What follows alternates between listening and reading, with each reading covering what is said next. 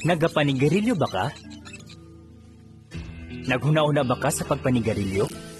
Tingali aron dawaton ka sa uban? Aron maminusan ang stress? O curious lang gid ka?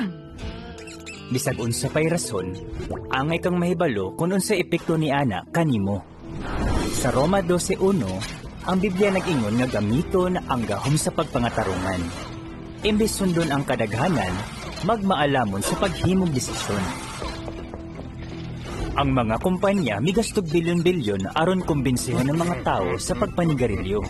Og daghan ang nahulog ni ini nga bisyo nga wala maghunahuna sa epekto niini. Pananglitan, ang pagpanigarilyo makadaot sa imong lawas og bisan sa imong hitsura.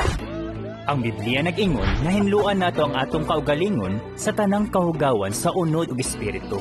Pero ang pagpanigarilyo makahugaw sa lawas. Gani, daghan ang namatay sa kanser, heart attack o ubang sakit tungod sa pagpanigarilyo. Ug abi nimo, dili lang ikaw ang maapektuhan niini. Ang aso sa imong sigarilyo makadaot sab sa uban. Pero kumusta ang vaping? Mas safe ba ni? Makadaot gihapon ni. Bisag maingon ang uban nga mas safe ni kaysa pagpanigarilyo, gituuhan sa mga eksperto nga kini ang hinungdan sa kamatayon sa ubay-ubay mga tao ug libo-libo ang nasakit tungod sa pag-vape.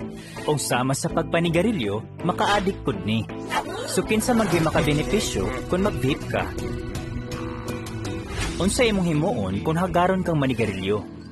Pwede kang moingon, salamat pero dili ko manigarilyo. Kung pugson gyapon ka, ingna sila, gi-research na kung epekto ni ana, maong dili ko. Pero kumusta kung na-addict na ka? Tingali, mubati kang dili na ka makaundang. Pero kaya ni mo na. Una, kung naga-vape ka o naga-sigarilyo, pangayog tabang. Kung posible, niadtong nakaundang na sa pagpanigarilyo. Ikaduha, likayi ang mga tao o lugar nga makatintal nimo. Ug niya pay lain, pag-ampo.